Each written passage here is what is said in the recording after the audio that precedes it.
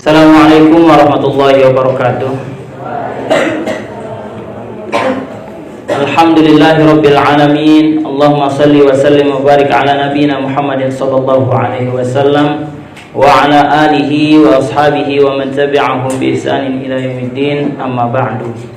Diriwayatkan dalam sebuah hadis yang diriwayatkan oleh Tirmidzi dan An-Nasa'i bahwasanya Abdullah bin Amr radhiyallahu anhu menceritakan ada seorang laki-laki bertanya kepada Rasulullah sallallahu alaihi wasallam, berkata kepada Rasulullah sallallahu alaihi wasallam.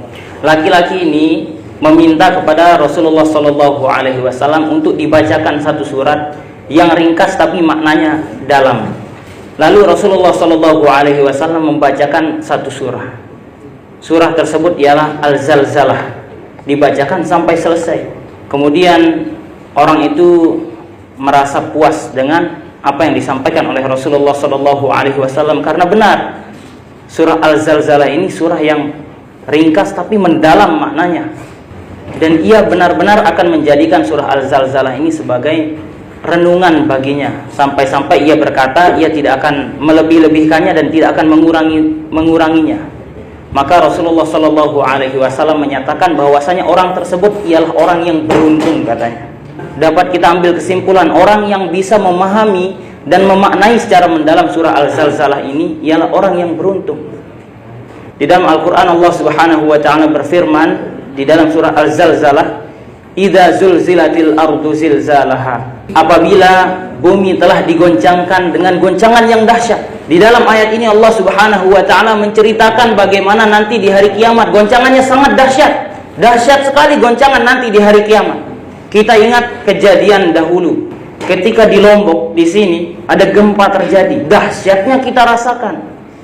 Apakah bisa goncangan tersebut dibandingkan dengan goncangan yang dinyatakan di dalam surah Al-Zalzalah ini? Tentu tidak. Tidak seberapa goncangan tersebut, akan jauh lebih dahsyat lagi.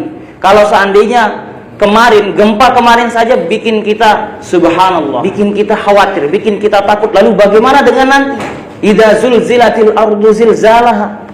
Apabila bumi telah digoncangkan dengan goncangan yang dahsyat.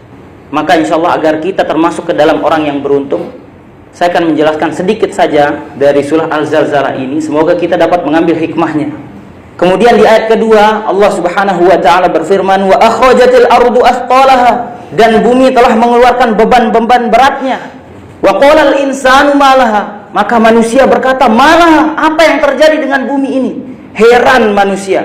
Kalau seandainya gempa saja, itu kita tahu, oh ini sedang gempa. Tapi nanti saking dahsyatnya, manusia akan terheran-heran, apa yang terjadi ini? Gempanya ukurannya kayak nggak masuk akal gitu. Sangat-sangat dahsyat. Sekarang sudah ada sosial media. Kita lihat gempa di banyak negara, subhanallah. La haula wala quwata illa billah. Itu baru gempa kecil saja. Oleh karenanya nanti ketika di hari kiamat digoncangkan, maka manusia akan berkata, "Waqalal insanu malaha." Apa yang terjadi dengan bumi ini? Siapa yang bertanya seperti itu? Bukan hanya orang yang hidup saja, orang yang sudah mati pun akan bertanya seperti itu. Yauma idzin tuhaddisu akhbaraha. Pada hari itu bumi menyampaikan beritanya. Bi anna rabbaka auhalaha. Karena sesungguhnya Tuhanmu telah memerintahkan yang demikian itu pada bumi. Allah Subhanahu wa ta'ala telah memerintahkan bumi untuk mengabarkan beritanya. Bagaimana perintahnya Allah Subhanahu wa ta'ala? Salah satunya yaitu memerintahkan malaikat untuk meniupkan sangkakala, sehingga bumi sudah tergerak. Kemudian terjadi goncangan yang luar biasa. Kenapa tadi saya bilang orang mati pun terheran dengan apa yang terjadi? Dijelaskan di dalam lanjutan ayatnya, "Yauma idzin yasdurun nasu ashtata liyurau a'malahum." Dan pada hari itu semua manusia berkumpul. Orang yang mati akan dibangkitkan lagi. Orang yang sudah mati, orang yang berada di dalam kuburnya akan dibangunkan lagi. Akan dikumpulkan semua orang, berkelompok-kelompok. Bagaimana berkelompok-kelompoknya? Ada yang berkelompok dengan orang-orang yang beruntung, ada yang berkelompok dengan orang-orang yang merugi. Na'udzubillah. Semoga nanti kita semua termasuk ke dalam golongan orang-orang yang beruntung. Untuk apa orang-orang berkumpul? Yauma idzin yasdurun nasu ashtata liyurau a'malahum, untuk melihat amal-amal mereka. Manusia dibangkitkan lagi, dikumpulkan untuk apa? Untuk melihat amal-amal yang telah kita kerjakan di dunia. Baiknya amal kita, kita akan lihat. Buruknya amal kita, kita akan lihat. Kita akan melihat semua amal yang telah kita lakukan. Dan bukan hanya kita yang melihat, namun semua orang akan melihat apa yang telah kita lakukan. Mempersaksikan perbuatan-perbuatan baik yang kita lakukan di dunia, dan mempersaksikan pula perbuatan-perbuatan buruk yang kita lakukan di dunia. Na'udzubillah. Faman ya'mal mithqala dzarratin khairan yarah.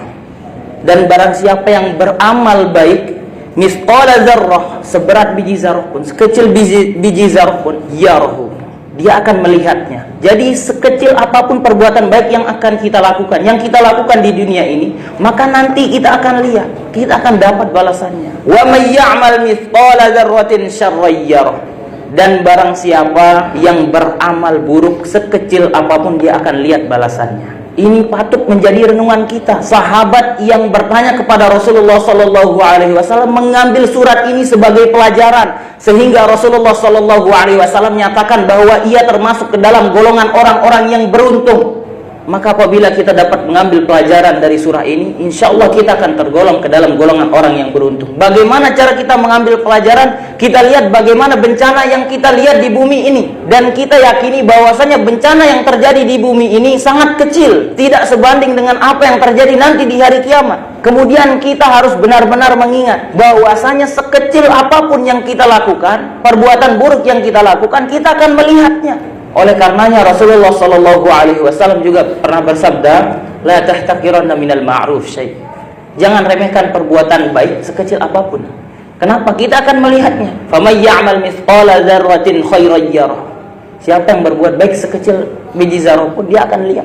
Kita lakukan perbuatan baik sekecil apapun, berusaha mengamalkan sunnahnya Nabi Muhammad sallallahu alaihi wasallam. Ada banyak hal yang dapat kita amalkan. Sunnah Rasulullah sallallahu alaihi wasallam begitu banyak dicontohkan. Dari sekian banyak sunnah, mana yang bisa kita amalkan? Amalkan. 24 jam kita hidup. Kita lihat bagaimana kehidupan kita. Lebih condong ke perbuatan baik atau perbuatan burukkah? Kalau masih perbuatan kita lebih banyak perbuatan buruk, maka kita harus banyak-banyak istighfar. Mohon ampun kepada Allah Subhanahu wa taala, bertaubat, memperbaiki diri kita. Bagaimana komunikasi kita? Kalau seandainya kebanyakan dari komunikasi kita komunikasi yang kurang baik, maka perlu kita istighfar. Di dalam surah Qaf, Allah Subhanahu wa taala nyatakan bahwasanya setiap apa yang dituturkan oleh lisan akan tercatat. Ini lisan yang sekali ngomong sudah langsung hilang. Lalu bagaimana dengan zaman sekarang? Ada sosmed yang ketikanya masih nyata, masih ada di sini. Tentu semua yang akan kita lakukan akan dapat kita saksikan nanti, baikkah burukkah. Oleh karenanya perkecillah berbuat buruk. Kalau seandainya kita sudah terlanjur berbuat buruk, maka beristighfarlah. La kabirata ma'al istighfar wala saghirata ma'al israr. Tidak ada dosa besar apabila terus diiringi dengan istighfar. Ketika melakukan dosa langsung beristighfar kembali kepada Allah Subhanahu wa taala. Dan tidak ada dosa kecil yang dilakukan terus-menerus. Kenapa? Karena kalau seandainya dosa kecil dilakukan terus-menerus, maka ini akan menjadi besar. Semoga dapat kita ambil hikmah di dalam surah ini, dan semoga nanti kita termasuk ke dalam kelompok golongan orang-orang yang beruntung ketika dibangkitkan. Dan semoga kita beserta keluarga kita, beserta sahabat-sahabat kita, orang yang kita kenal, menjadi orang yang semakin baik lagi ke depannya. Semakin kita menjauhkan diri kita dari maksiat dan terus memperbaiki diri kita, agar nantinya di akhirat kita menjadi golongan orang-orang yang saling tarik-menarik menuju surga. Karena dijelaskan oleh banyak sekali ulama, kalau seandainya seorang berteman di dunia dan muamalahnya, muasyarahnya, hubungannya hanya saling mengajak kepada keburukan, nanti di akhirat itulah orang-orang yang akan saling tarik-menarik menuju nerakanya Allah Subhanahu wa taala. Na'udzubillah. Namun ketika di dunia kita saling mengingatkan, sebenci apapun kita, namun orang itu mengingatkan kita di dunia, nanti di akhirat kita akan bersyukur telah diingatkan. Semoga bermanfaat. Assalamualaikum warahmatullahi wabarakatuh. Waalaikumsalam.